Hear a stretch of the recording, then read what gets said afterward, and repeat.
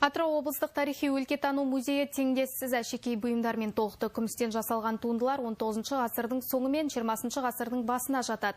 Топтамада сақиналар мен сырғалар, белдік пен білезіктер бар. Мұражай қорына еліміздің солтүстік, шығыс, оңтүстік және батыс өлкелерінен жинақталған. Бұған дейін зергерлік бұйымдар жеке тұлғаның қолында сақталып келген. Құнды жәдігерлер енді музейге келушілердің назарына ұсынылған. Толығырақ тілшіміз Зейн Ерғалидің бейнематериалында.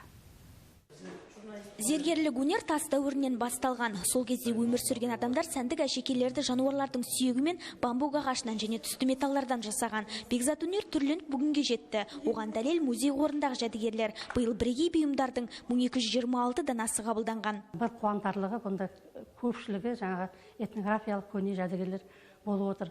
Бұл әшекей бұйымдарды музей қорына Нұр-Сұлтан қаласының, Алматы қаласының және осы өзіміздің Атырау облысының төңірегінде тұратын тұрғындар тапсырған болатын.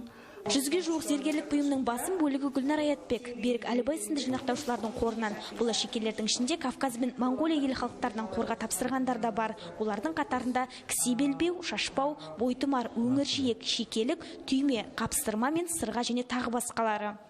Қазақ халқында әшекей бұйымның алар орны ерекше. Мысалға мына құстұмсық жүзік бұл бақыттың символы және жаңа өмірдің бастауы деп саналған. Ал мына білезікті әйел адамдар тек сәндік үшін тақпаған, оны жамандықтан қорғайтын бұйым деп санаған. Музей ұлттың ұлылығын ұлықтайтын мекеме. Осы ретте қазақ әшекей бұйымдар салт-дәстүрімізден сыр шертеді. Оны насихаттап келер ұрпаққа жеткізу басты міндет. Бұл мамыр айында музей қорында сақтаулы тұрған әшекей бұйымдар Ресей еліне жол тартпақ. Ол жерде көрме жасақталады. Зейн Ерғали, Айбек Халымов, Атырау телеарнасы.